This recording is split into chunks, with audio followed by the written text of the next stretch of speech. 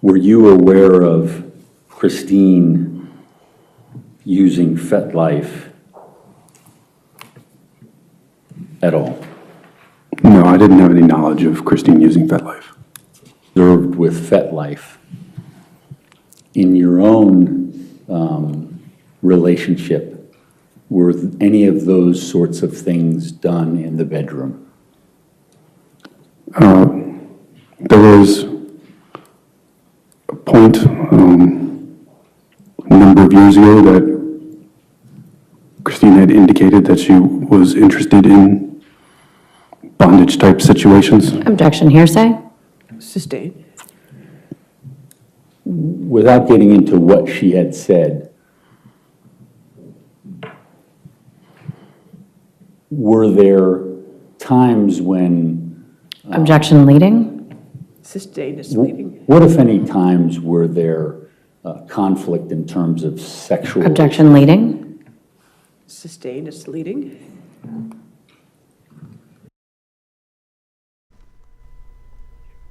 All right, so that was the conversation when John Carroll was still, asking him questions before Prosecutor Jenna Sands took over. Your thoughts on that back and forth? We heard a lot of objecting. So, two sides to an objection. Mm-hmm. Sometimes you want to object because you want to keep something out, obviously, Mm-hmm. and you want to show the jury, like, I know the rules of evidence better than this other guy Mm-hmm. or woman. Here, I'm wondering whether the jury wanted to hear that information. That was information coming from Miss Banfield. So it's probably hearsay. There might be an exception to the hearsay rule. But that's something where she objected quite rightly and the judge sustained it. But I'm just wondering whether the jury did want to hear that information. If Miss Banfield was interested in that type of activity, perhaps that's something that the jury wanted to hear. So sometimes those objections, even if sustained or you win them, you've kind of lost the jury because it looks like you're perhaps hiding information that you don't want the jury to hear that might be harmful to your case. So you have to be careful with your objections because you don't want it to seem like you're hiding something that's going to help the other side and hurt your side. Do you think it came across like that, though, or do you think it came across like John Carroll was, we've seen a lot of people talking about how Brendan has speaking, relatively poorly about Christine Banfield, his wife, the woman he loved, the woman he was with for nearly 20 years, the mother of his child who was brutally murdered. Do you think that, this is poor choice to talk about Christine like this when she's not here to defend herself? It's the words he used and perhaps the artfulness of the question was less than an ideal situation, but he's trying to get out some difficult facts, and he's already admitted to these affairs and this terrible stuff and everything in his personal life. So this case is so wide open and so crazy in a way. I don't think the jury felt like, wow, that was a bridge too far. They may have thought, wow, I would really like to know if there was any interest in this activity, because that is really relevant to the ultimate issue of who placed the ad. Would I rather have not had that exchange if I'm the defense attorney? Yes. But at the same time, you just don't know how those 12 people are sitting over there thinking. There could be one or two jurors would say, wait a second, I want to hear that. Why did she object to that? Do you think that this conversation, all of these questions that John Carroll asked, do you think Brendan knew them ahead of time? Yes. There's only a foolish lawyer would put somebody on the stand that they don't know what the answers are going to be.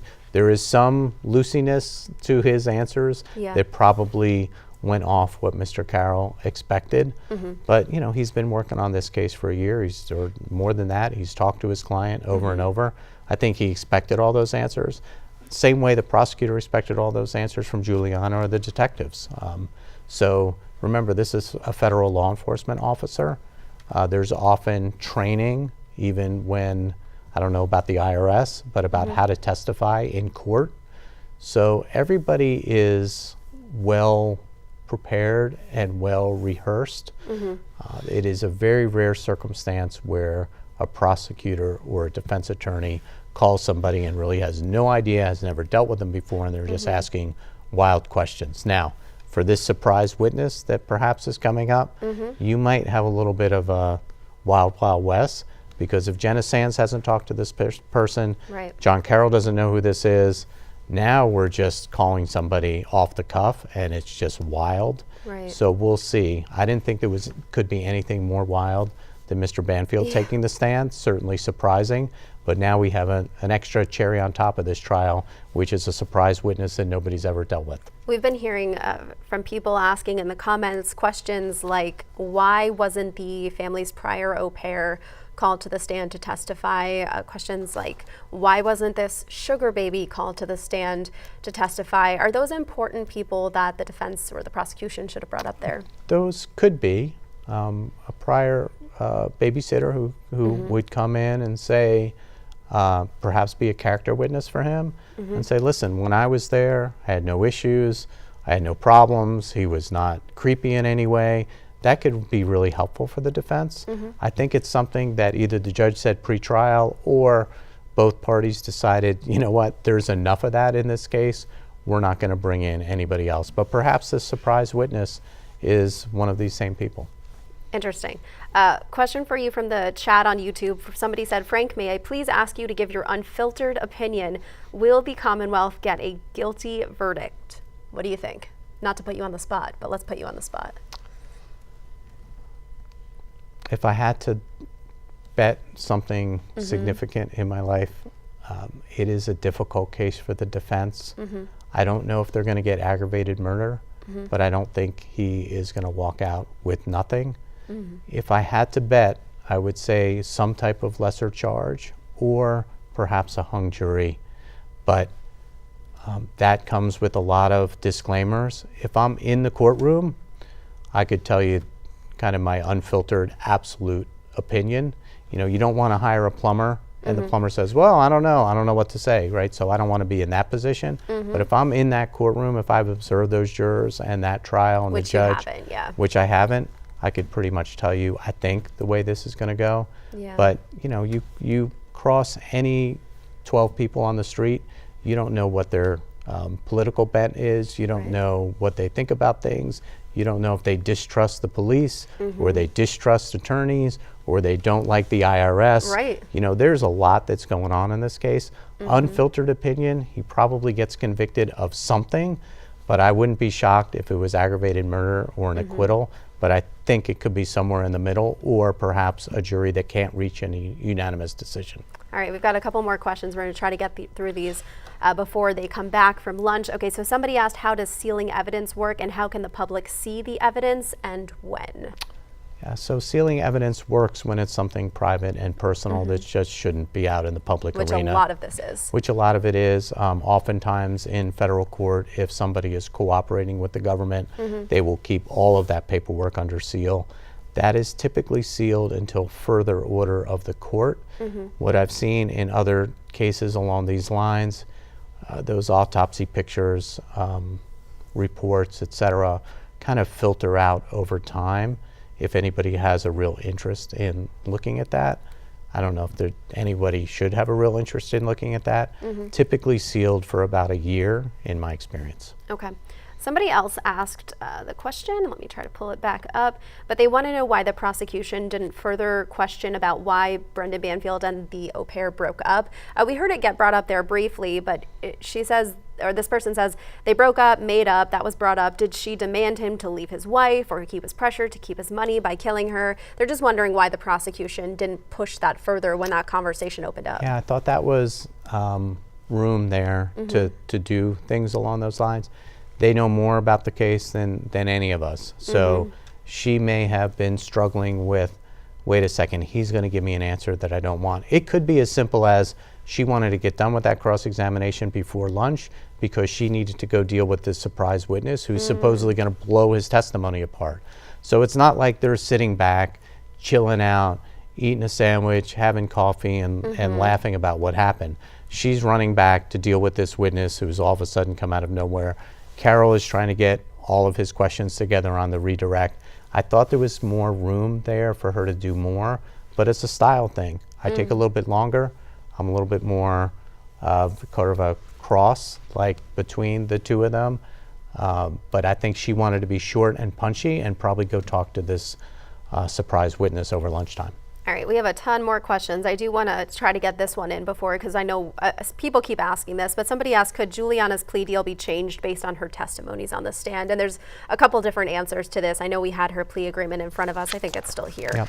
But could her testimony be changed because of the way she testified? I don't think her agreement. Yeah, her agreement says that the Commonwealth recommends a certain sentence. It's obviously still up to the judge. As we've discussed, I don't think that the judge will deviate from the agreement or the recommendation, or else nobody would ever make agreements. So they needed her, the Commonwealth did, and that's what they did. All right, thank you so much, Frank Salvedo. We're going to take you back into the courtroom. It does look like Brendan is getting on the stand as we speak, so let's head in there and see what else is about to happen. Yes, ma'am. Can you just get... Yours first, yours is faster. Everybody have microphones, please. Thank you. Yes, please. All right. Sorry. Yes, sir. Judge, there was an exhibit in Commonwealth's Exhibit 159, 159? which was the firearm sale purchase, and there was some information that... 159, I have firearm transaction record. Yes, and there were social security numbers and other identifiers on there, and I'm All right, just so you asking want that they to be... redact the social security numbers? That's fine, and I can provide the court with a redacted copy to We'll replace. provide it with a redacted copy, okay? Okay, awesome. 159, 159. thank you. We'll get that. All right. That's all you have, Mr. Carroll? That's all I have. All right. I have information. Judge, during the break, a gentleman approached one of our detectives in front of two jurors and asked if it was too late to testify. The detective instructed him at that moment to stop speaking, and they walked away, and that was the extent of Okay. it, but that would have been overheard by two of the jurors. All right. May we approach, Judge? Okay, sure.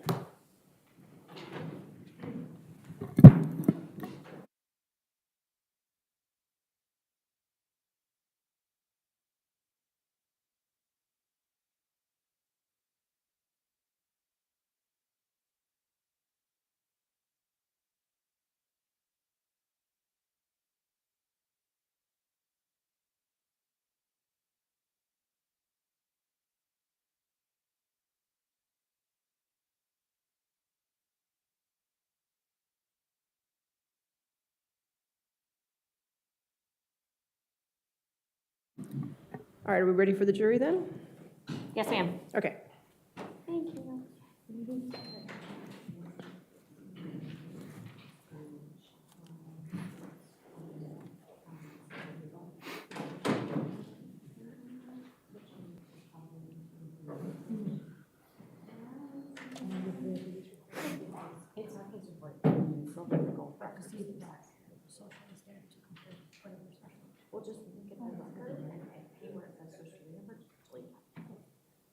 And then we're going to resubmit to Shannon. Thank you.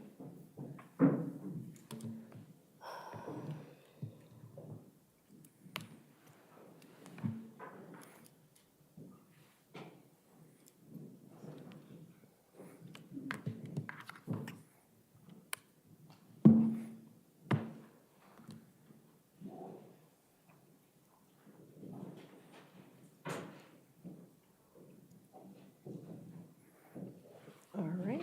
Redirect. Thank you, Your Honor. Mr. Banfield, you were asked on cross-examination as to your decisions relating to calling 911.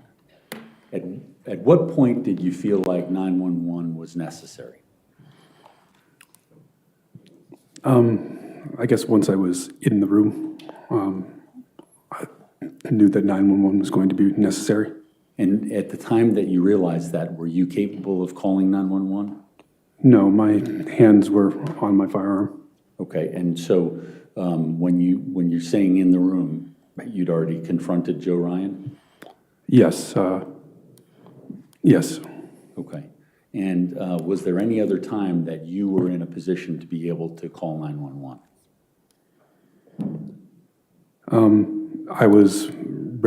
When I was rendering aid, I had instructed Juliana to call 911.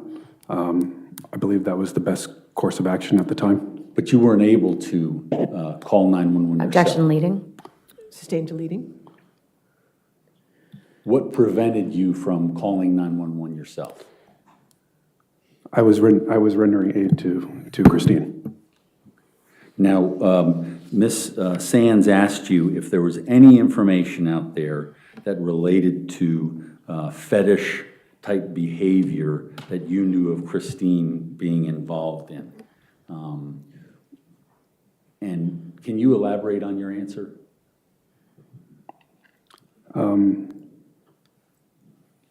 Back in New York, I know that Christine had an affair where she was involved in a BDSM relationship for a month or two. And how did you know to talk to her about that? She was in our bedroom in New York.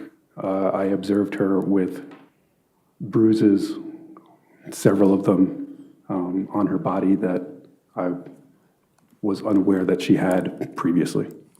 And did you ask her about that? Yes, Did you have a discussion with her about that? yes. Originally, she denied it and said that- Objection, hearsay? You Sustained. can't say what she said, Okay, but you confronted her about it? yes. Okay, and what, if anything, did you suggest she do after being told? I suggested that we go back to therapy. At that point, I questioned her enjoyment of it. It was pretty emotional conversation. And in fact, were those the things that you indicated that you were unwilling to do? with her? Objection, leading? What, if Sustained. any, of those things, well, why?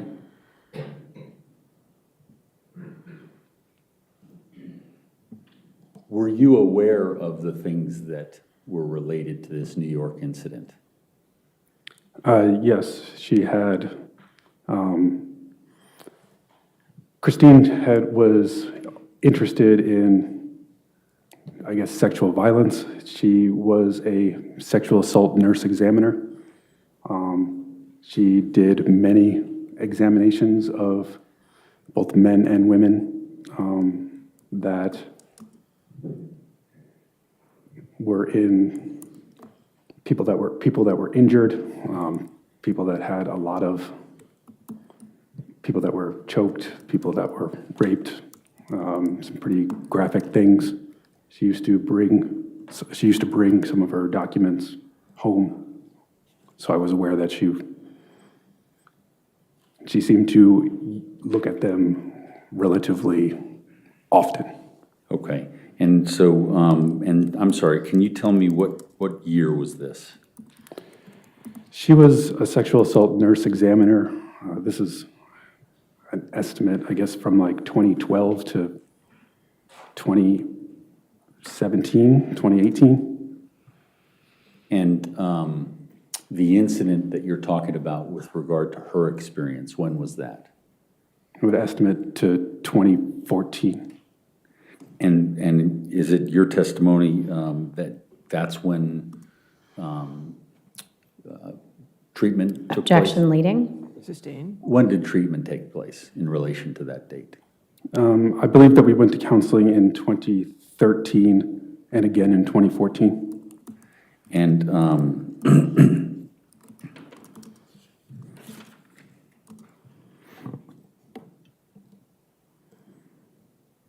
as far as you can tell, were there ever any other instances where she was involved in something like that? She had indicated that there was a, Objection, hearsay? You can't tell what she said. okay. I'm aware that there was another brief relationship where she was stalked for a few weeks. And were there, how were you alerted to that? She was frightened of that person. Were there any- Objection, non-responsive? No, overruled this one. Next question. Were there any injuries related to her, relating to that situation? No, I'm not aware that she was injured in that situation. Okay, and the previous one that you talked about, were there injuries? There was significant bruising to her legs, to her buttocks, to her chest. Did you notice any physical changes in the way she carried herself as a result of that? Objection leading. Sustained. What, if any, other physical clues were there that this was going on? She had difficulty walking. She was walking very stiffly. Anything else? I don't think so. Now, in terms of your testimony and some of the letters that you wrote there, you, in the letters, contains statements about Juliana being a hero for you. Yes. Can you tell the ladies and gentlemen of the jury of what it is you meant by that? I believe that Joe Ryan was very much still a threat, both to me and Christine, to everyone that was in the house. When he got up and was able to strike me, my weapon was on the floor as well as the knife. So those were both things that he could potentially have had access to. So I view that Juliana's actions potentially saved the rest of us. Now, there was testimony that you testified that you broke up with Juliana prior to this incident, correct? That she broke up with me? I'm sorry, there was a breakup. Yes. And do you have any idea when that was in relation to February 24th? I guess it was kind of complicated. She was very upset with me when Christine and I went on a vacation. We went on a cruise in November. I would say that started a lot of Juliana's anxiety and anger with me. On Christmas, she went to a hotel because she did not want to view Christmas with me and my family. She didn't want to see me, Christine, and Valerie together. In February, when Ms. Sands had brought up the messages, she had indicated that she was going back on dating apps, and that was going to be the end. Okay, and you were trying to talk to her, is that fair? Yes. Okay. And so at the time that this happened,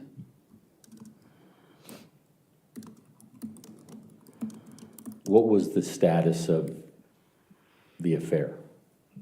And I'm just talking about February 24th, 2003, at that time. We were not in a relationship at that point. It wasn't that long that the relationship had stopped, but Juliana at that point had made it clear that we weren't going to be together any longer. And so what, if anything, did you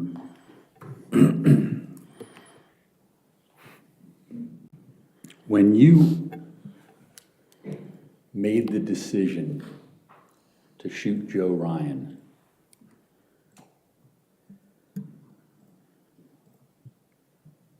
did you feel like Christine? Objection leading. Sustained. What did you think when you made the decision to shoot Joe Ryan? That he was an imminent danger, that he was a threat to Christine, and that was the best way to stop his actions. I don't have any further questions, Your Honor. All right. If you can have a seat next to your attorney. Your next witness, Your Honor, I believe, the remote witness, is that they were the remote witness. the remote witness? All right. I haven't communicated with him per the No, court's order. he was prepared to be between 2:30 and 3, so he should be fine. So let's just get him, Okay. it just might take a minute or two. Yes, thank you.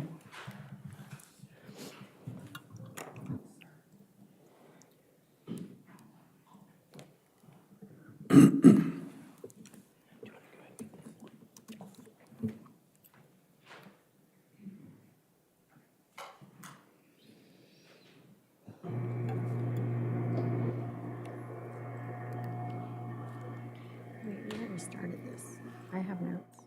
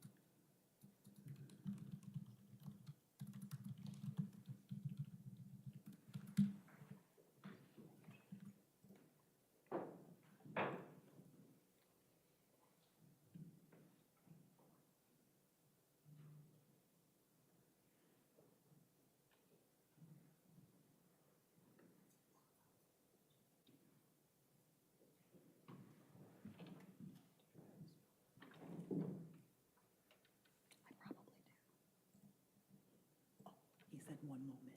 He said one moment.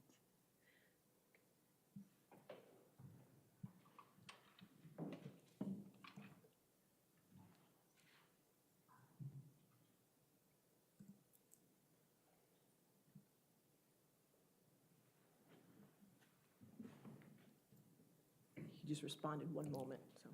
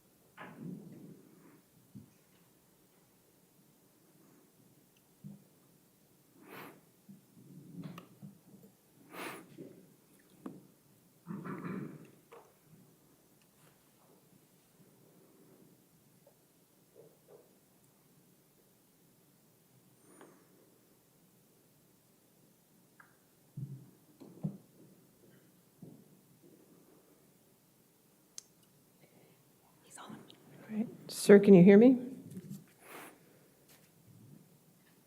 Yes, I can. Can you hear me? Yes, sir. All right, just a reminder that you're still under oath, okay, sir? Yes, Your Honor.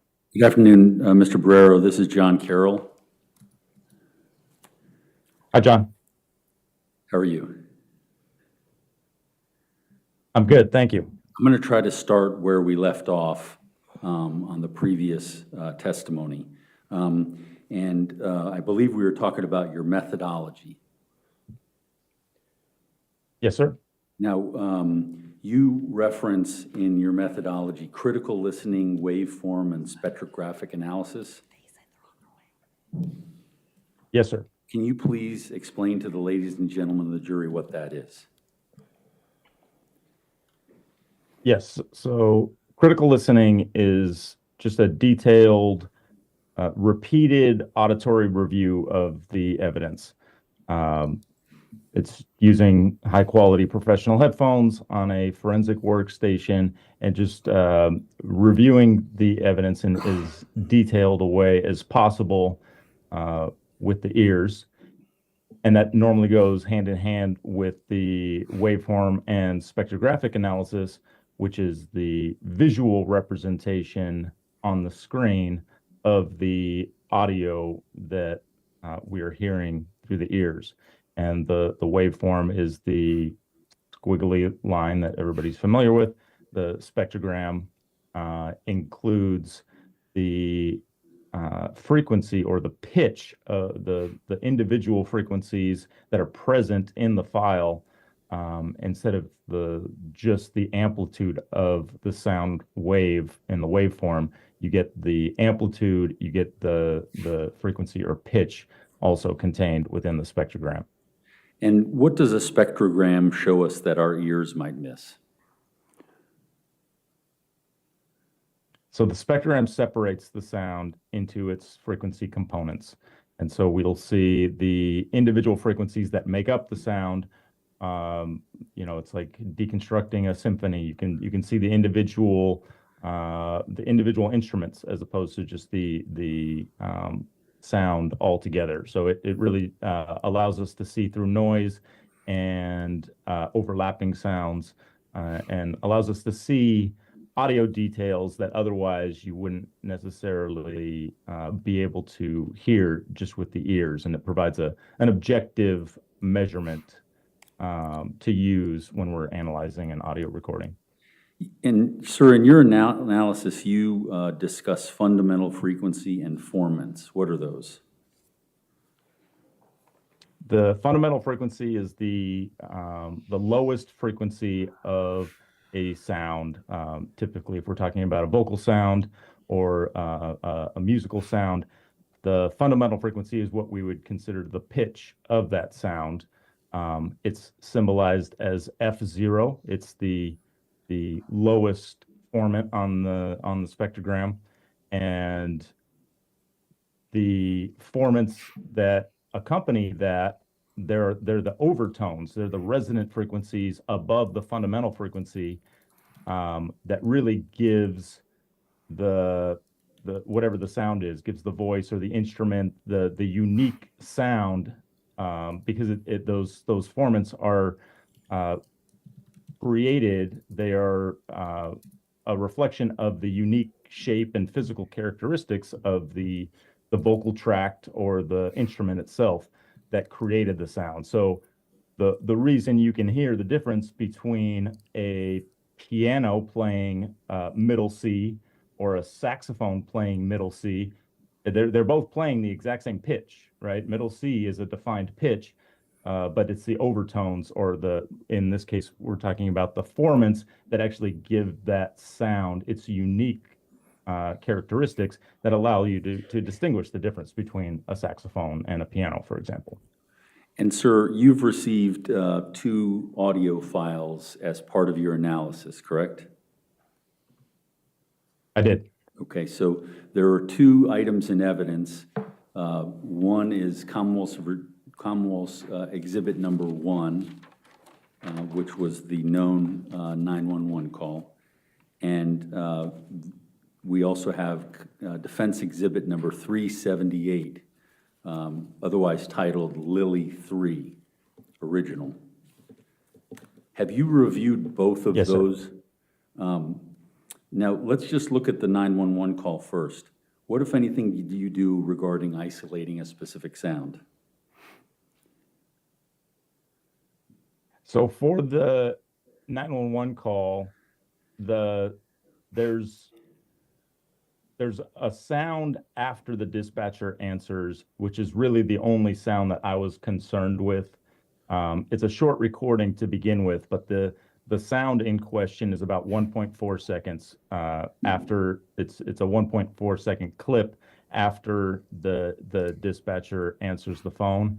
And so I used that 1.4 second clip for the entirety of my analysis of this tape. I didn't do anything else with, like, when the dispatcher answered the phone or the automated voice that comes on the line prior to the dispatcher. Okay.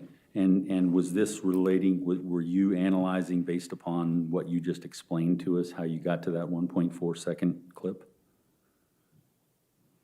Yes. So on the spectrogram, it's visually very visible in the spectrogram, as well as audible when you listen to it, that there's this sound in that 1.4 second segment.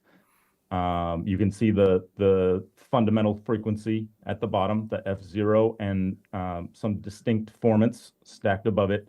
So that sound was easy to isolate audibly with the ears and easily to isolate visibly in the spectrogram.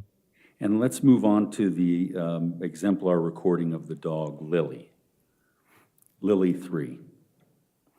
What did you find Yes, sir. regarding the fundamental frequency of that? So there was a segment of the Lily recording that I also isolated and used for the analysis here. And the fundamental frequency for both the 911 call, that questioned sound on the 911 call, and the segment of the Lily recording, the fundamental frequencies were both in the low 200 hertz range. And then there were formants stacked above those in both recordings as well. And so I isolated each of those and put them side by side to compare not only the fundamental frequency, but also the individual formats that were stacked above that. And what, if anything, did you do then? So I found that in both recordings, the fundamental frequency was in the low 200 hertz range, and then I did look at the individual formants above that, and the specific the F1 and F2 formants. So the first two formants above the fundamental in both the Lily exemplar and in the 911 call. Those first two formants were the highest amplitude. And then the other formants stacked above that kind of dropped off in amplitude. And they all lined up very well in the spectrogram, meaning the individual frequencies that made up these sounds were consistent from one to the other. And what, if anything, did you create as a result of that?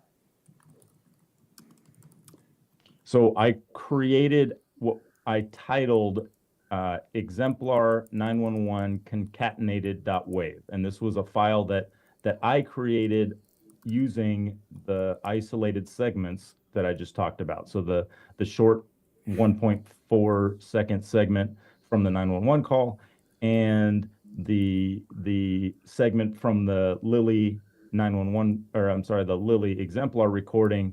I placed those side by side. So basically one right after the other in this exemplar concatenated recording so that it could be compared audibly as well as visually in the spectrogram and with your own ears.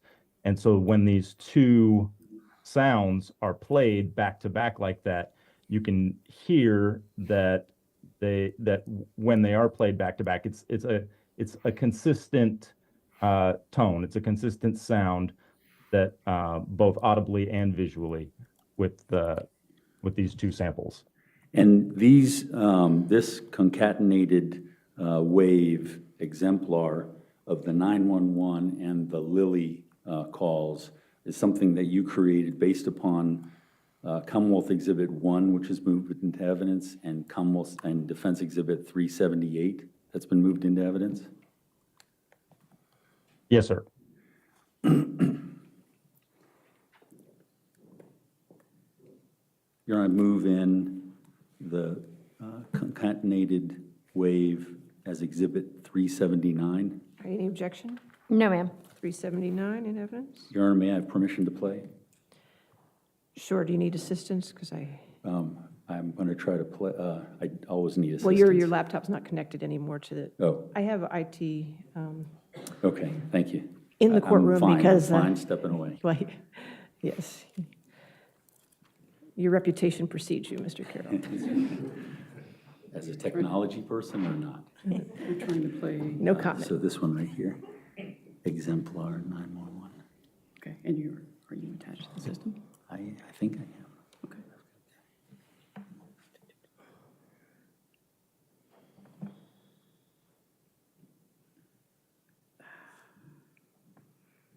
You have a.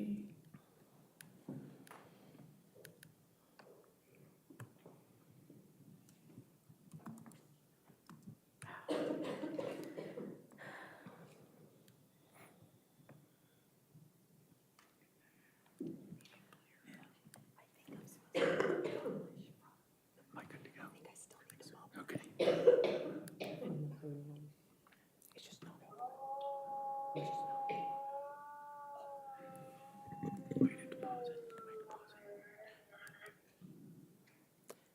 Okay, it's only a short one.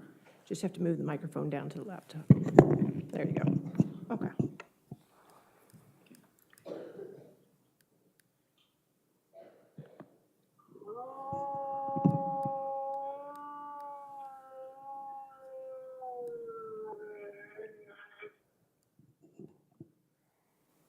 Sir, could you hear that? Not really well, but I could. Is there another way to hook into the system?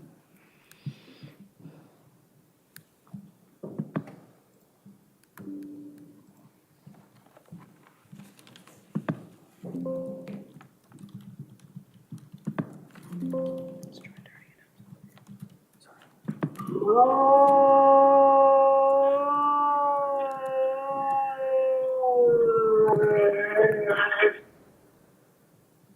Could you hear that then, sir?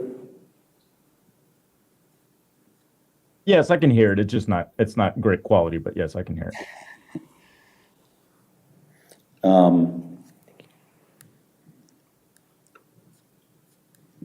Sir, when you played these two sounds back to back, the known dog sound and the question 911 sound, what did you hear?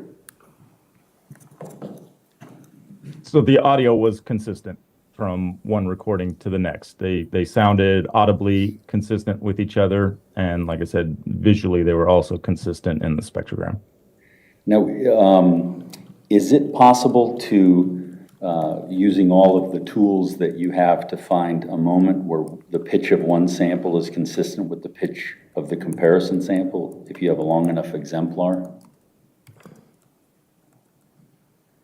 So it might be possible, given a long enough recording, to find a moment where the pitch or the fundamental frequency matches simply by chance in a long recording. But that would just be one piece of the puzzle. Like I said, with the fundamental frequency, that's just the start of the sound. What really gives a sound its full character are all of the formants, or the overtones, like we talked about with separating the sound of a piano with the sound of a saxophone. Those two instruments, if you have a long enough recording, their pitch is going to overlap a lot, right? They could be playing the same note at the same time, but they will never sound the same because of those overtones, because of, in this case, the formants make up the sound. So we're not just simply talking about the single pitch of the fundamental frequency happens to line up at one moment in the recording. We're talking about much more than just a single moment where the pitch matches, but all of the characteristics of the sound are also consistent. So the unique sound of this groan, we'll call it, that comes from those formants, not just the pitch. So yes, while it is technically possible that you could find a moment in any sufficiently long enough recording with sufficiently variable pitches where two pitches might match, that's really not what was done here. This is looking at the entirety of those two samples for the comparison, not just that the pitches happen to cross each other at a moment. Now, based on your forensic analysis, have you reached a conclusion regarding the unidentified groaning sound on the 911 call and the known recordings of the dog Lily? Yes. So I can say to a high degree of forensic certainty that the apparent groaning sound on the 911 call is consistent with the dog groaning sounds found in that exemplar recording. And would your conclusion be any different if you were retained by the prosecution? No, my conclusion would be exactly the same, because my analysis is based strictly on the objective data, the spectrograms and the audio characteristics, not on which party is actually requesting the analysis. I tell everybody that hires me, I'm not an advocate for either side. I'm an advocate for the evidence. So my testimony would be, my conclusion would be exactly the same, no matter which side retained me. Thank you, sir. Those are all the questions I have. The Commonwealth may have some questions. All right, cross-examination? Yes, sir.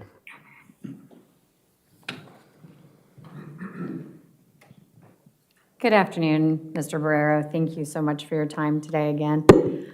Just a couple of questions for you. Good afternoon. Isn't it entirely possible that the sound that we hear in the background of the 911 recording could also have been a human making that noise? It's possible, yes. Okay. And you were given a 1 hour and 25-minute long segment of Lily, or a sample of Lily, to compare to the 1.4 seconds of 911 call. Is that correct? Yes, ma'am. Okay, and in the approximately 5,100 seconds of Lily groaning, you found what I think I understand to be a 6-second sample that matched. Is that correct? No, I wouldn't characterize it like that, because much of that exemplar, there was no groaning. There was only a few tiny segments in that whole sample where there was any groaning. Okay, and this was titled Lily 3 audio. We heard the defendant testify that there were as many as 3 different samples created. Were you given samples 1 and 2 to compare? No, I wasn't. All right, nothing further, Judge. Thank you. All right, redirect.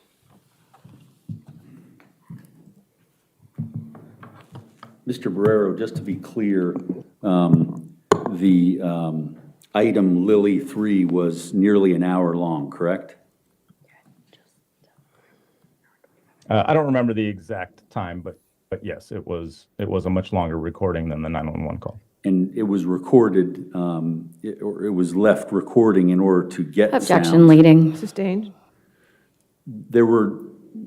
Is it fair to say that there were numerous sounds on there, but not a continuous? Objection leading. Sustained. What did you find with regard to the Lily 3 recording? There was a lot of relative silence, so no real sounds at all, just kind of background noise. There was some barking and whining and other sort of dog sounds, and like I said, just a few groaning sounds in the entire recording. And when you choose your exemplar for purposes of your forensic analysis, you have specific goals in terms of making it a good comparison, correct? Yes, so clearly it wouldn't be beneficial to take the time to compare a barking sound with a groaning sound, right? Because those are immediately obviously not consistent with each other. So I specifically was looking for a groaning sound because that's what is audible on the 911 tape. And no one directed you to the sounds? Objection leading. Did anybody direct you to the sounds that you ultimately chose in order to use as a comparison? No, sir. I was given the entire file, and I chose the segment that I used for the comparison. Okay. Thank you, sir. All right. Thank you, sir, for your time. Thank you. Thank you, ma'am. All right, your next witness? Your Honor, the defense rests. Defense rests. All right. Why don't we go ahead and take our break? Let's go ahead and take our 15-minute break before we do rebuttal evidence, okay? It's a little early, but that's okay. We'll come back at 3:15, okay? Just don't discuss anything and don't do any outside research, okay? But I can be so fast.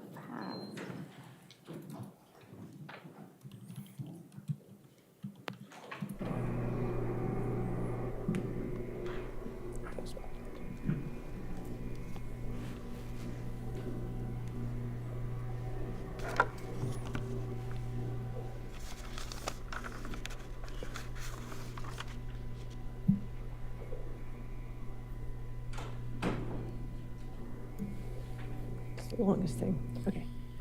There we go. All right. I assume the rebuttal evidence will be finished today then? Judge, I have 10 minutes with one witness and 5 with another. Okay, that's good. Well, then they get their break and they can Yeah. come back and then we'll just let them go for the day. Okay. And then we'll go ahead and do our jury instructions and Yes, take ma'am. care of that as well, okay? Yes. And then we'll be ready for, well, we have the 9:30 media motion. Yes. Yes. Okay. And then at 10 o'clock, we will be able to do closing arguments. Do we agree? Yes, ma'am. Perfect. All right, let's just come back then at 3:15, okay? Okay, thank you.